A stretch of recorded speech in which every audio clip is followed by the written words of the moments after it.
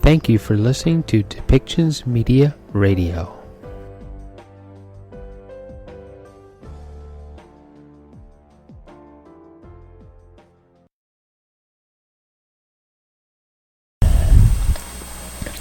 Next up is the media update from the Pan American Health Organization, or PAHO.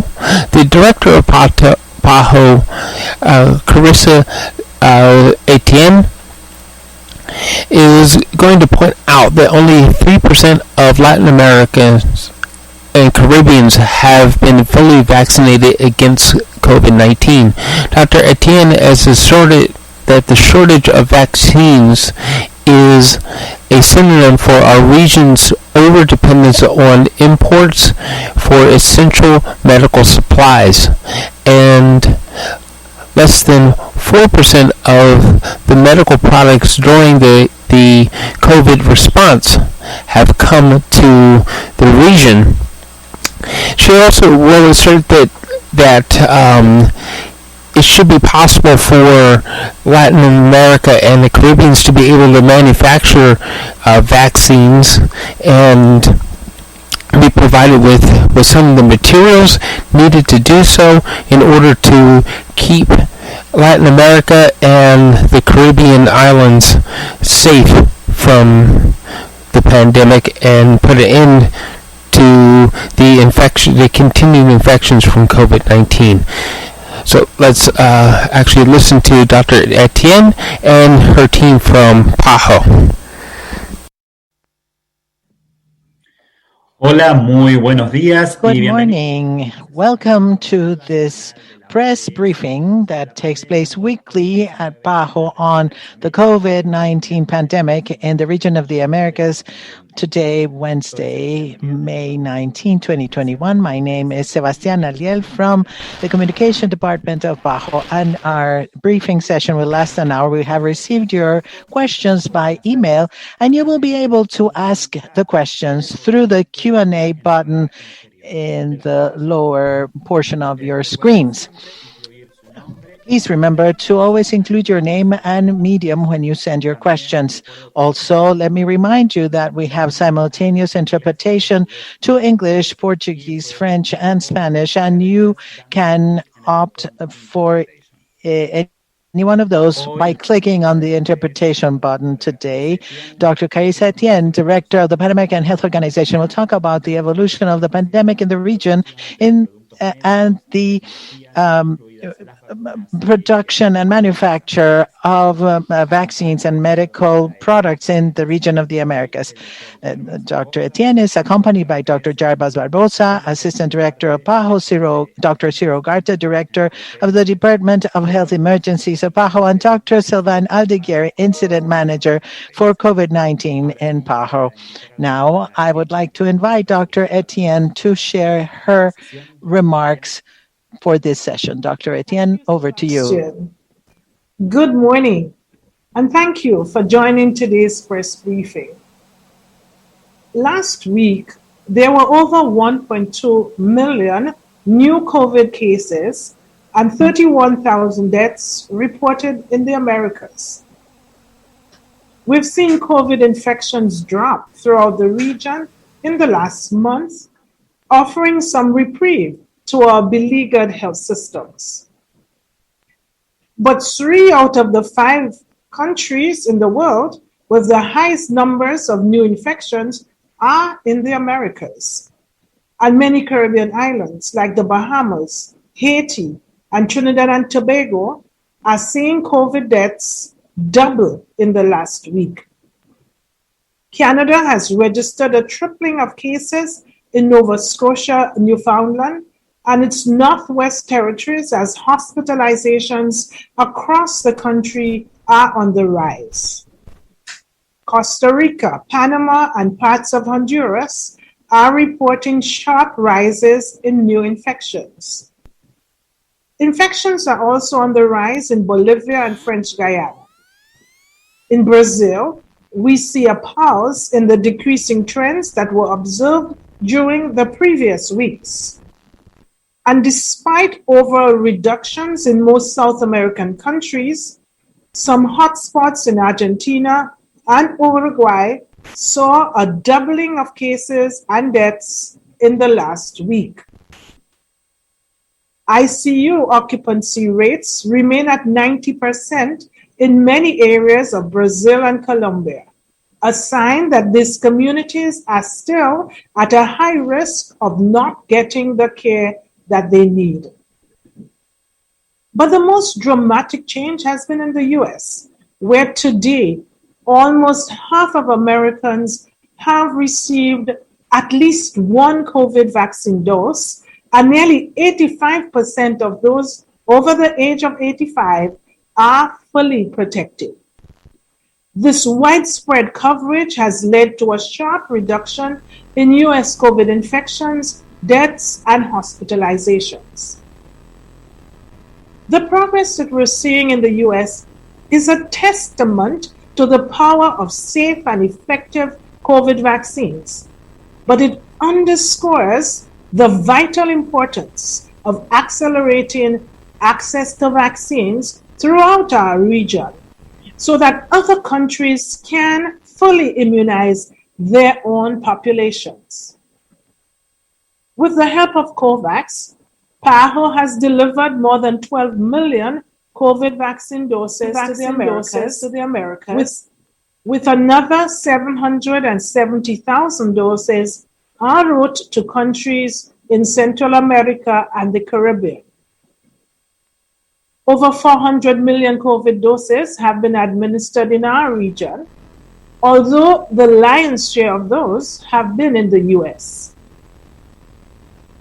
Indeed, just 3% of Latin Americans have been fully vaccinated against COVID-19. And we still have a long way to go to ensure that everyone is protected. We urgently need more vaccines for Latin America and the Caribbean, a region that has been put to the test severely by this pandemic. The glaring gaps in access to COVID vaccines throughout Latin America and the Caribbean are a symptom of our region's overdependence on imports for essential medical supplies. Less than 4% of medical products in use during the COVID response have come from the region. That means more than 90% have been sourced out of the region. And thanks to export bans, supply chain delays, and lack of purchasing power, our region has struggled to compete for access to personal protective equipment, to oxygen supplies, medicines, and vaccines, which are all vital to the COVID response as our people suffer the consequences. So expanding our regional capacity to manufacture strategic medical supplies, especially vaccines, is a must, both for our people and as a matter of health security. Luckily, we have some of the building blocks to make it happen. Strong academic and research institutions, existing manufacturing capacity, robust regulatory systems, and an effective mechanism of procurement. Argentina, Brazil, Mexico, and Cuba have well-established vaccine manufacturing plants that have helped immunize generations of Latin Americans. Some of these plants are being updated to produce COVID vaccines thanks to technology transfer agreements with manufacturers like AstraZeneca. But meeting our region's needs will require expanding production capacity well beyond what's already planned. We must ramp up production for the entire vaccine value chain, from the ingredients that go into vaccines to the vials and syringes that help us deliver them, without compromising quality. We have 8 national regulatory authorities throughout our region that do have the capacity to oversee this work. This sets our region apart. But we must also look to the future and embrace the promise of mRNA technologies, which, although novel and more expensive, present possibilities beyond COVID vaccines. PAHO is working closely with WHO on its COVID-19 mRNA vaccine technology transfer hub. And we are in discussion with regional partners like the Inter-American Development Bank, the Organization of American States, and our member states to ensure countries interested in expanding their manufacturing capacity have the resources and the support that they need to make it happen. And we're pleased to see countries like Chile, Argentina, Peru, and others already showing interest. We must also lean on our legacy of regional cooperation because it is impractical to think that any one country could manufacture vaccines from start to finish just to meet the needs of its own population. The cost is simply too high, and sustainability would be at risk. And that's why we're engaging with regional organizations, sub-regional integration mechanisms, and others on policy and regulatory issues, research and development, and the investments we need for a coherent regional system that can make increased capacity a reality in the Americas. For this work, and for this to work, we need scale, a commitment to purchase regional-made products, and assurance that products will flow freely and without export bans, even during emergencies. Our revolving fund stands ready to help purchase and deliver these products throughout our region, as we have done for the last 40 years. A regional manufacturing network that builds on our national strengths and that is backed by sustained financial commitments is long overdue. It's also our best hope for a long-term solution because COVID will not be the last virus that tests our health system. And while these investments are urgently needed to support our COVID response, we do know that they will take time. PAHO is committed to coordinating with our member countries and partners to advance a vision of greater self-sufficiency in vaccines and medical products manufacturing in the Americas. But until then, let's remember that this pandemic is not over, and there is still much to do to prevent more cases and save lives. I beg you, do your part. Muchas gracias, doctora Etienne. Vamos a pasar ahora a... Thank you very much, Dr. Etienne. Now we're going to go to your questions. And please, you can also write on the Q&A. And we are receiving some questions from that too. And please include your name and medium when you ask your questions. First questions that we have today are from Anthony Boal, from Reuters, and from Jasmine Brown from Our News in Bahamas in English. Anthony asks, the impact be for Latin America of India's vaccine export ban. Y también Jasmine Brown preguntas, will the Bahamas be getting other vaccines besides AstraZeneca, like Johnson & Johnson, Pfizer, etc.? And another question says, what happens if a country rejects AstraZeneca vaccine? When and how will they get other vaccines through COVAX? Dr. Barbosa? Thank you for these questions. Let me go one by one. The first one about the export ban from the government of India will affect not only Latin America and the Caribbean, but the whole world.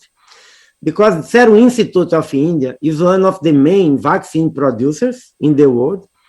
Serum Institute of India had committed around 1 billion doses with COVAX until 2022, and the Serum Institute of India started deploying vaccines, but in the last 2 months, it was not allowed to export vaccines and to the vaccines that the institute had signed the contract with COVAX. India is facing a very difficult situation. Now, of course, that we understand that the government of India also wants to have access to vaccines to vaccinate their own population. So now, because this is a very important impact, we have many high-level conversations that are going on from the WHO Director General, from the Gavi Secretariat and others, with the government of India, trying to reach an agreement that at least the government of India could allow a proportion of the vaccines produced by Serum Institute to be deployed to COVAX. So far, we haven't received any information from this conversation. They are still going on. The impact will be important because after these vaccines that we are deploying, the revolving fund is deploying during this month, May and June, to the countries in the region, the vaccines that are deployed to COVAX will need to be split among the countries. So in June, probably every country will have a reduction in the vaccines that they will get through COVAX. Second, if a country refuses to receive the AstraZeneca vaccine now, we don't know when we will have new vaccines arriving in Latin America and the Caribbean. Let me tell you why. We will have in May and June new vaccines from Pfizer being deployed to 12 countries in the region that they have committed to receive vaccines from Pfizer. Some countries in the region, they were not comfortable to receive a vaccine that requests ultra cold chain capacity, but the countries that have accepted to receive the vaccine from Pfizer will start receiving the last week of May and during the month of June. But this is a limited amount. We, after a very tough negotiation with Johnson & Johnson, Janssen, UNICEF and PAHO, yesterday reached an agreement. So probably the UNICEF and revolving fund, PAHO's revolving fund are signing the LTA, the contract with Janssen this week yet. But the Janssen will start deploying vaccines through COVAX only in the second semester. So our recommendation is that the country needs to take the vaccine that is available. AstraZeneca vaccine is a EUL vaccine, received the authorization for emergency use from WHO, is being used in many countries, 30 countries in our region, Canada, Mexico, Brazil, Colombia, Peru, and many others, now we have data from the Public Health England, the Public Health Agency in the UK, showing that the AstraZeneca vaccine has a very good result in terms of providing efficacy, even with only one dose. So the Committee of Safety of Vaccines is that every week has a meeting to review the data. In the last statement about the AstraZeneca vaccine was very clear that the benefits provided by this vaccine outweigh by far the risks of very rare thromboembolic events that were detected. So it's very important to ensure that the vaccines that are being offered to the countries can be received and used, because these vaccines will save lives everywhere. We are in a permanent negotiation with the producers, and when we secure the vaccines and we have the date, the flight, the amount of vaccines, we communicate immediately to the country. But there are a lot of uncertainty. When we follow the news around the world, we see many uncertainties, ban of exportation, technical problems in semi-producers. So I think that we advise that the countries need to take the vaccines that are available and use them to save lives. Thank you. Gracias, doctor. Las próximas preguntas. Thank you, doctor. The next few questions are related to the variants. These are from Juan Manuel Nieves from Argentina, from Chinchua, Kellen Romero from El Confidencial, Nicaragua, and Lidia Lopez from La Prensa in Nicaragua. Juan Manuel asks, what is the influence of the Brazil variant in the region, and how many countries has it been detected, and what are its characteristics in terms of transmissibility and fatality rate, and what instrument do you recommend to the countries in the region to mitigate its transmission? And so Kaylee Romero asks about the knowledge we have about genomic surveillance to identify variants in Nicaragua, and what results have you had through those screenings. Dr. Aldeguerri. Thank you, Sebastian, and thank you to the two journalists who have asked these questions.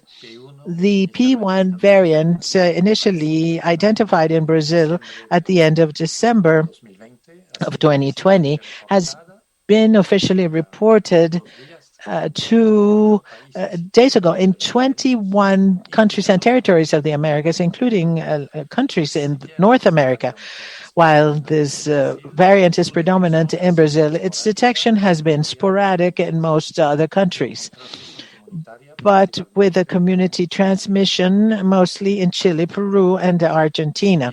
While it has been shown that this P1 variant has a higher capacity for transmissibility, there is no evidence to infer that the virus is more aggressive or lethal. However, it is important to recall that when you increase the transmissibility and the number of individuals who are infected, well, there is also an increase of the likelihood of severe cases to appear. Regardless of the type of a variant that is in circulation, all control measures that we already are familiar with, including use of masks, physical distancing, and now vaccination, continue to be effective measures. And therefore, these measures should be maintained in order to stop transmission and maintain the public health measures that should be complied with very strictly and monitored. Regarding the question from the colleague from Nicaragua, Nicaragua, together with other 25 countries in the Americas, has recently received reagents to do molecular screening through PCR of the 3 variants of highest concern and the ones that are most widely distributed globally. The variant in the UK, initially detected in UK, the one initially detected in South Africa, and the one we just were discussing, initially detected in Brazil. So these reagents for screening purposes will allow us to efficiently select the best samples to then turn around and do sequencing. And thanks to the genomic surveillance coordinated by PAHO, any country which requires it will have access to the 6 reference laboratories for sequencing that we have in the region. And this, we hope, will lead to increasing information and strict follow-up of trends in the Americas, and also giving data to global databases. I hope I have answered the questions from both colleagues. Thank you. Thank you, Dr. Aldeguerri. Next question from Venezuela. Several journalists from Bloomberg, from monitoreamos.com, from Fe Alegría, and Ariama Garcia from Crónica of Venezuela. They ask whether PAHO has some idea of how many vaccines have been administered in Venezuela, how many health care workers have been vaccinated, and they also want to know if the payment to the COVAX facility has finally been made. Dr. Ugarte, thank you for your questions. We do not have updated information regarding the progress in vaccination in Venezuela. However, up until the latest information we had available, more than 316,000 doses had been administered to the priority groups, among them healthcare workers. Up to that point, approximately 79% of the vaccine that had arrived in the country had been administered. So we hope that the Ministry of Health will provide the information that has been requested, and information which is used for discussions and work for the National Health Board for vaccine planning. Regarding payments, $101 million have been paid into the COVAX mechanism, and another $18 million are still pending payment, which is a positive piece of news. And we hope that the first COVAX vaccines, if there are no more delays, would arrive in June. The ones available now are the ones that will be available through COVAX, and they will inform Venezuela. For example, Sinopharm vaccine has been recently incorporated among the list of emergency use licensed vaccines by WHO, and this could be one of the vaccines. Some of these vaccines require a type of refrigeration that is being used in Venezuela to use the vaccines from other sources. I would like to underscore that the joint work of all the parties, of all the technical groups and others, needs to be maintained, and it requires transparency in information, timely information, and also contributing additional resources that are being negotiated, not only for full payment of the vaccines and purchasing additional vaccines, but also to implement vaccination campaigns in Venezuela, which is another priority a point, not only for us, but for the population in Venezuela. Thank you, Doctor. Now we have several questions about Haiti from Jacqueline Schatz from Miami Herald, Sarah Marsh from Reuters, and from Tony Ewald from Reuters. In English, the question is: COVID hospitalizations and infections are on the rise in Haiti. Can you clarify if indeed Haiti has banned AstraZeneca and has not until now authorized any COVID-19 vaccine, or the reason why they haven't yet received any vaccine? Also, what is the status of the first shipments of vaccines they were supposed to receive by the end of this month? Anthony Waddell pregunta en inglés: Is it the only country in Latin America and the Caribbean not to have administered any COVID vaccines yet? Y Sarah Marsh dice: If Haiti had a deadline by which it needed to have fulfilled the requirements to receive its allotment, and if it doesn't meet the deadline, what happens? Dr. Barbosa? Thank you for the questions. It's understandable the concern related to Haiti. Haiti is one of the priority countries for PAHO. Our country office is working every day with the Ministry of Health to enhance their capacity to respond to COVID-19. We had yesterday a very good news. The president of Haiti has informed that the country will accept the AstraZeneca vaccine.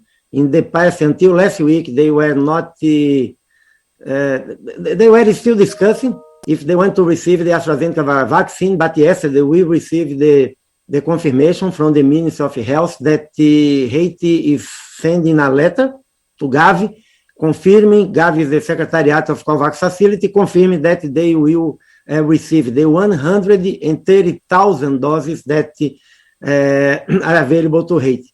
So we are working with the Ministry of Health to supporting them, not only to make this confirmation, but also to review the preparation of the country to deploy these vaccines and to start using this vaccine. This will be very important to support the country. And after receiving the confirmation, we will start the negotiation with the producer in order to have this vaccine deployed as soon as possible to the country. The other question was about if Haiti is the only country that's not using. We know that Haiti is not using yet, and Cuba is using, but in a kind of intervention, experimental study. So this is all the other countries in the region are using the vaccines against COVID-19 from different sources, from bilateral agreements with producers, from donation, and also through COVAX facility. Thank you. Gracias, doctor. Siguientes preguntas. Thank you, sir. The next question have to do with the use of ivermectin, Bennett Roach, from the Montserrat Reporter, and also Manuel Lino Gonzalez from Eje Central, and Los Intangibles from Mexico. In English, they say, two papers have been published that seem to demonstrate the convenience of using ivermectin to treat COVID-19. One was done by authorities in Mexico, and the other is a review. And what is PAHO position on the issue? And Bennett Roche, yes, the same. If we have, what's our position related to the use of ivermectin, if it has successful results or not? Dr. Alighieri? Yes, thank you, Sebastian, and to the two journalists regarding the ivermectin questions. Let me explain how we work on new therapeutics as we update our PAHO guidelines and review of potential therapeutics. It means that we review the state of the art of the scientific evidence. And these documents are available on our website for the doctors, for the medical associations, and also for the journalists. For doing this, we have been identifying, evaluating, synthesizing different types of studies. However, it is important to flag that well-conducted, randomized, controlled trials are the best evidence to evaluate the effectiveness of different interventions and formulate and update recommendations. So many studies have evaluated the effectiveness of ivermectin for prophylaxis and for prevention of complications. At present, regarding ivermectin, we have identified 28 randomized controlled trials that assessed ivermectin in patients with COVID-19. And only 11 of these 28 have reported on important clinical outcomes. Many of these had incomplete information and significant methodological limitations. Many trials enrolled few patients that resulted in far fewer events, leading to a substantially higher degree of uncertainty. 4 of these trials with fewer methodological limitations report no significant reduction in mortality, report no significant reduction of mechanical ventilation, including intubation, and probably does not improve time to symptom resolution. Ivermectin does not improve time to symptom resolution. Therefore, the WHO and the Pan American Health Organization recommend not to use ivermectin in patients with COVID-19, except in the context of clinical trials. The clinical management is focused on providing access to medications and clinical interventions that are proven effective for saving lives as the pandemic evolves. I hope I have answered the concerns of both journalists. Thank you. Gracias, doctor. La próxima pregunta es de... Sir, the next question is from the Charlemagne. Pregunta, Does PAHO recommend changing entry protocols for fully vaccinated individuals? Dr. Ugarte? Thank you. That is a very important question because it applies to several countries, although unfortunately not many people in the Latin America and the Caribbean have received the vaccines. Still, there are many people that got fully vaccinated, and after the 2 weeks after the last doses, they may get protected from severe disease or dying. It is clear that the vaccine does not protect from getting infected, although there are increased evidence that that is the case in a significant proportion of persons who get vaccinated. Still, there are many people that will still get infected, and by reducing the protective measures of the persons who get vaccinated, of course, there is an increased probability and risk of getting infected and passing the disease to others that have not get vaccinated yet. So in that regard, the WHO and PAHO do not recommend to change the entry requirements for the people who got vaccinated. And there are another aspect also, is how can we discriminate or separate the persons who have been vaccinated from the other ones that get vaccinated. And also, if you are, for example, in a community where some people got vaccinated, how can you identify those and let them, for example, reduce their protective measures? So in that regard, there is a clear indication that unless the significant proportion of persons got fully vaccinated and protected, some of those protective measures must continue to get in place, and there is no change in the restriction or reduction of the restriction for vaccinated people to get to international travel. Thank you. Gracias. La siguiente pregunta en inglés dice... the next question is... PAHO think about the U.S. plans to send an additional 20 million doses of U.S. coronavirus vaccines abroad? And are these going to go to the Americas? Dr. Etienne? Thank you for that question. Of course, as we have said time and time again, the Americas have been the epicenter of the pandemic for far too long. And what we've seen is the overburdening of our communities and our health systems. To this day, we are still the region with the highest mortality, even as other parts of the world are heavily affected. Vaccines are essential for us to save lives now and to prevent future outbreaks. So, of course, while we are working with COVAX and manufacturers to get more supplies and expedite deliveries of the vaccines that are available, we know that that will not be enough. So, of course, we welcome any initiatives to donate excess doses for our countries. And we are ready and able to deploy these vaccines. And so it is my fervent hope that the U.S., as one of our member states, will help fill the access gap that is existing in our region by donating vaccines to the Americas. Of course, there are other countries, including Spain, Sweden, New Zealand, and France, that have also indicated that they will donate excess vaccines through COVAX particularly. And of course, we would welcome some of those vaccines as well. The harsh reality is that in most Latin American and Caribbean countries, COVID-19 vaccines have reached less than 4% of this country's population, which is really a far cry from the 70% or more that we need to protect our people. So, as I've said before, vaccines can be the difference between life and death. And COVID-19 vaccines, we are sure, should not be a privilege of wealthy nations or people, but a right for all. It is a public good.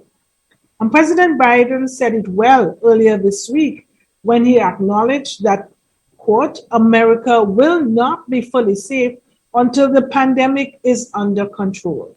And that's especially true for this region, where economies and communities are closely interconnected, and with the United States. So while we are looking at ways to boost our manufacturing capacity in the Americas, understand that this is a long-term plan. We need a short-term solution to the problems of vaccine inequity, especially during the current shortage. And of course, donations are one of the possible immediate solutions. And we welcome that. PAHO is committed to the goal of bringing vaccines to those who need them, regardless of where they live or how much they can afford. We must work through every possible avenue to break down the barriers that prevent more vaccines from reaching our region. Thank you, Dr. Etienne. Siguiente pregunta es de Lioman Lima. Question is Oman Lina from BBC. And some countries of the region recently have begun administering candidate vaccine under study, and efficacy and safety has not been proven, and we have not seen results published in scientific journals, and we have not seen EUL usage. So what is the position of PAHO vis-a-vis this situation, and at what point in time would PAHO recommend the candidate vaccine for massive use in populations, and what measures could the organization take if the government or health authorities do not follow these recommendations under certain parts of the process? Dr. Barbosa. Yes, I will begin by the end.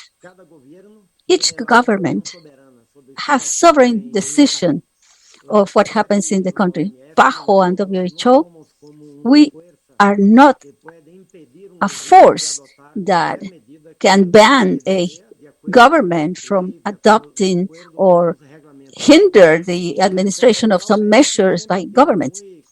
But it is clear to us that when it comes to safety of the vaccines, we follow the international standards followed by all vaccines and all drugs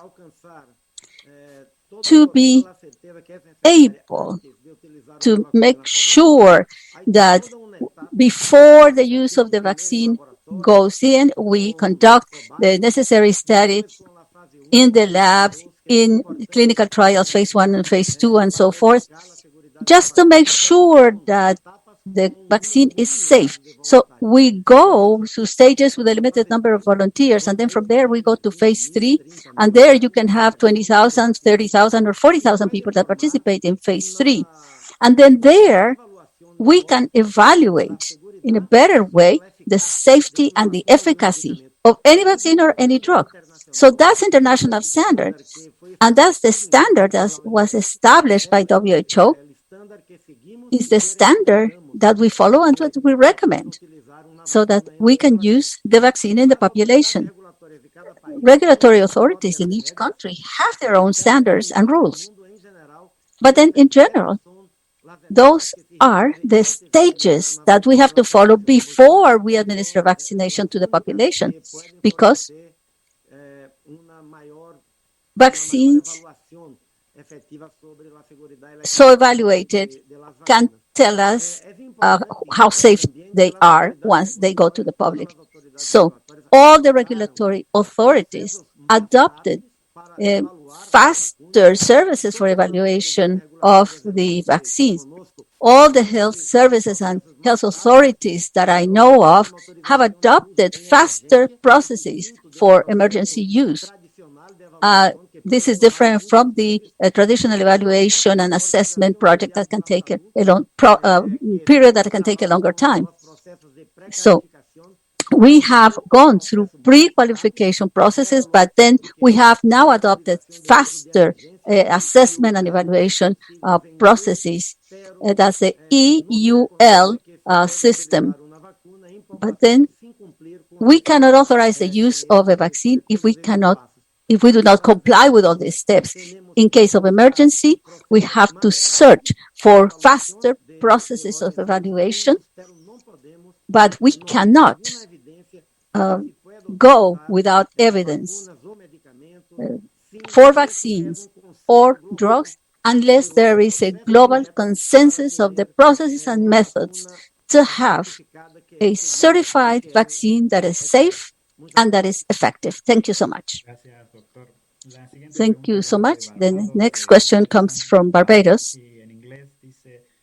Can you provide an assessment of the efforts to fight the pandemic in the English-speaking Caribbean and Barbados specifically, Dr. Aldigueri? Thank you for this question regarding the Caribbean.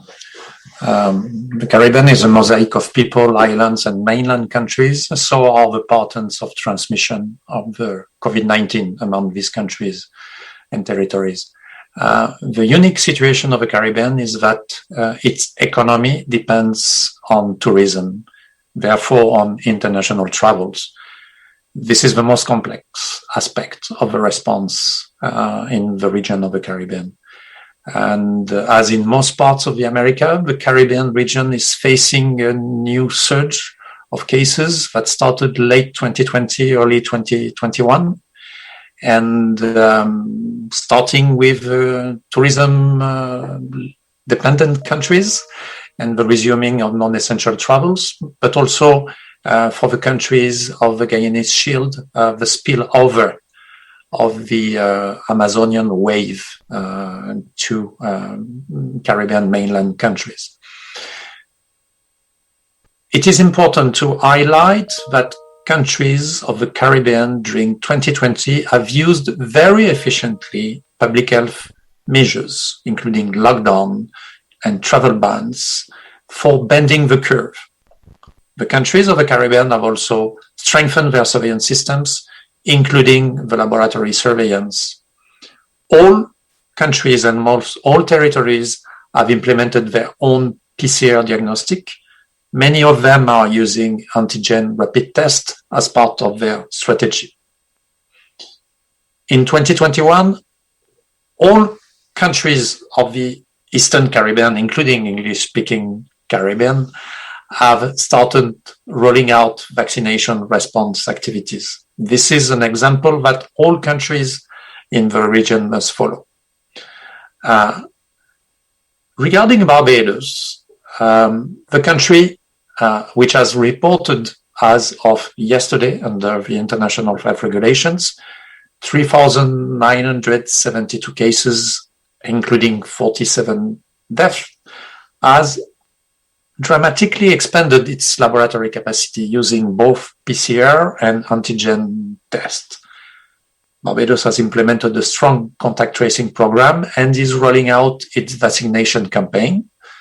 As of 14th of May, more than 112,000 doses of the AstraZeneca vaccine were administered to the population of Barbados. It represents 39 doses per 100 people. And we have to note that in addition of these 33,000 doses of AstraZeneca vaccine have arrived to Barbados on the 11th of May through the COVAX mechanism. So, in conclusion, in this mosaic of epidemiological patterns, Caribbean countries and territories, including the Eastern Caribbean English-speaking countries, have experience and have access to all the tools for bending the curve and saving lives. The combinations of public health measures and proactive vaccination is key for controlling the transmission of SARS-CoV-2, the virus of COVID-19. However, important issues should be tackled in the short term, including vaccine hesitancy and including some person refusal to be tested as contact of COVID-19 cases. So I hope that I have answered both the English-speaking Caribbean question and also regarding the situation in Barbados. Thank you. Gracias, doctor. La próxima pregunta es de Kaylin Romero del Next Confidencial. question is from Kaylin Romero from Confidential in Nicaragua, and she answers if there has been advances in sending COVID-19 vaccines to Nicaragua. Has Nicaragua reported how many people have been vaccinated against COVID-19? Dr. Ugarte. Thank you so much for that question. Nicaragua had reported the number of doses by risk groups, but the last report available indicates that they had vaccinated about 166,000 people, or they have applied 166,000 doses up to last week. Up to then, they had vaccinated people over 65 years of age with morbidities. And then in May, they indicated that health personnel will be vaccinated. We don't have any precise information about the number of health workers that have been vaccinated, but we hope that this information will be shared in time adequately with the population in Nicaragua and with the health workers of that country. Nicaragua has received, as you know, the first shipment of vaccines from COVAX, 136,000 doses through that mechanism, and we have not sent anything additionally after this, and we hope that through COVAX in the next few weeks, we will be able to report how many dosages we will be sending to Nicaragua. So we are coordinating this work with the immunization program in Nicaragua, and we're holding frequent meetings to try to support immunization, and we do hope that the information can flow adequately so that this support can be rendered in a better way, and so that the first line health workers can be covered through the existing vaccines. Thank you. Thank you, sir. The next question has Dr. Ida Sota from Radio Monumental in Paraguay, and she says that the government of Paraguay says that Paraguay was one of the first countries that negotiated the acquisition of COVAX vaccines through this mechanism, and then in accordance with public health, 4,279,000 doses were acquired through this mechanism, and then last year this was covered with a $66.8 million, but they say that Paraguay has only received 170,000 doses. So why this delay compared to the amount of doses received by neighboring countries? And when will Nicaragua receive the doses that have been bought? Thank you so much for your questions. Let me clarify how you assign purchases through COVAX. It's not PAHO's decision to put this country here or that country there. All the countries that participate in the COVAX mechanism sent their letters. Last year, they paid in advance, and it was one of the requirements to be able to order these doses. But the COVAX facility, which is directed by Gavi and WHO, established an independent committee to process the allotment of these doses. And this was done randomly. All the countries were assigned in accordance to an algorithm to ensure that the decision should not favor this country or that country. But all the participating countries were there, and so through this algorithm, they established an order for delivery. Other countries of our region, unfortunately, had a problem when they received their first shipment, because the manufacturer, at that time, AstraZeneca for the region, it was a manufacturer in South Korea, and then they had a problem in production, and then Paraguay and other countries saw a reduction in the delivery of the first shipment. Paraguay, I think, only received, I believe, 36,000 doses. But now we are working with other producers or manufacturers to be able to speed up the deliveries to make sure that we can deliver the 134,000 dosages. And this week, in coordination with the Paraguayan Ministry of Health, we have already confirmed the new shipment that, and then the payment for the third delivery will be sent to, and I think in the next 2 weeks,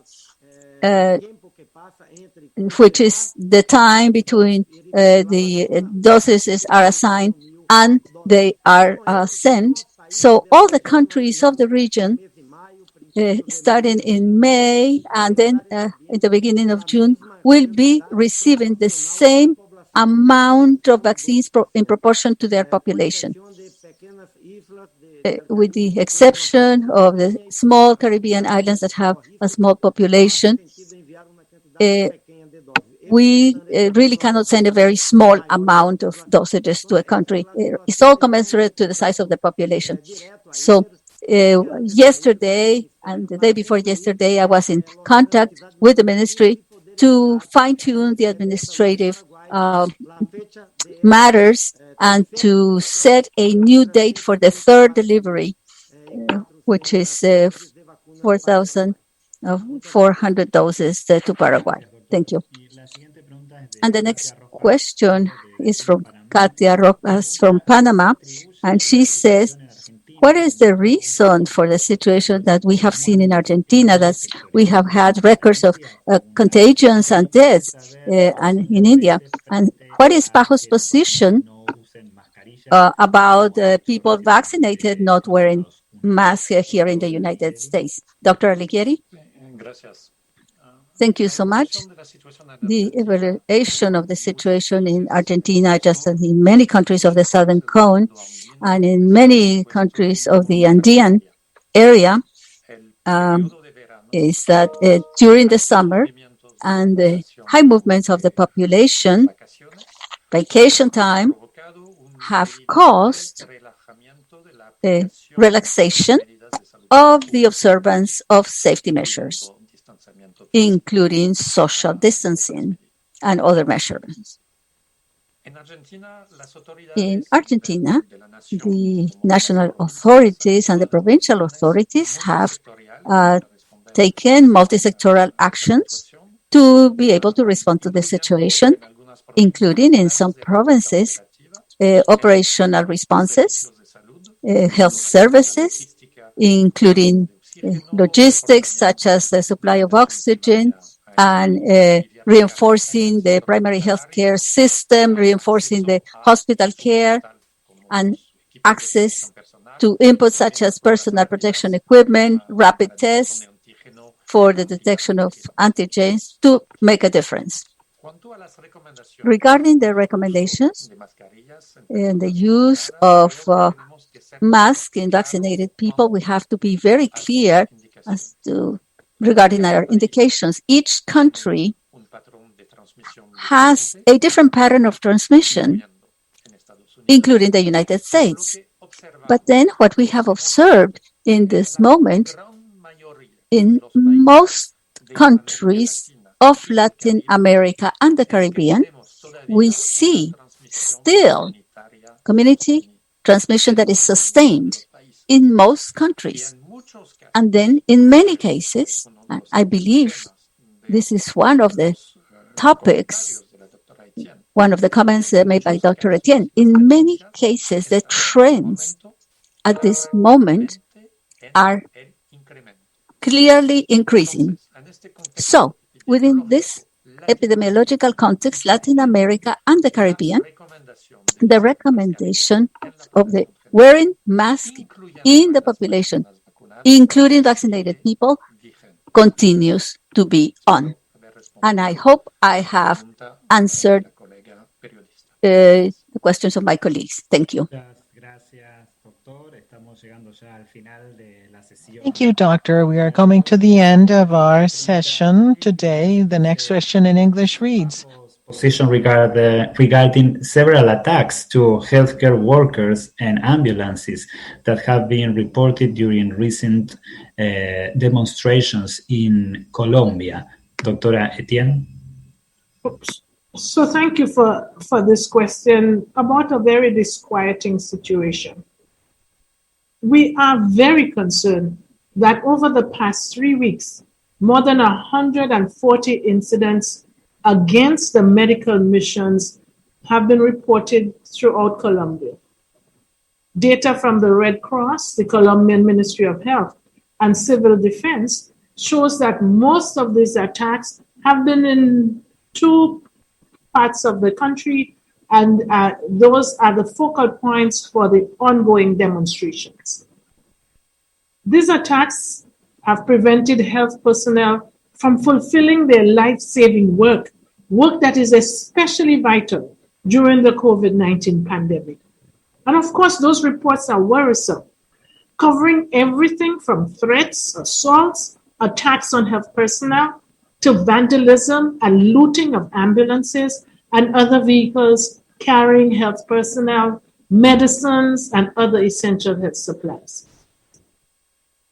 The consequences couldn't be more dire, as these attacks reduce the availability of already limited medicines, equipment, oxygen, and critical supplies at a time when Colombia's hospitals are filled with COVID patients and that infections are on the rise.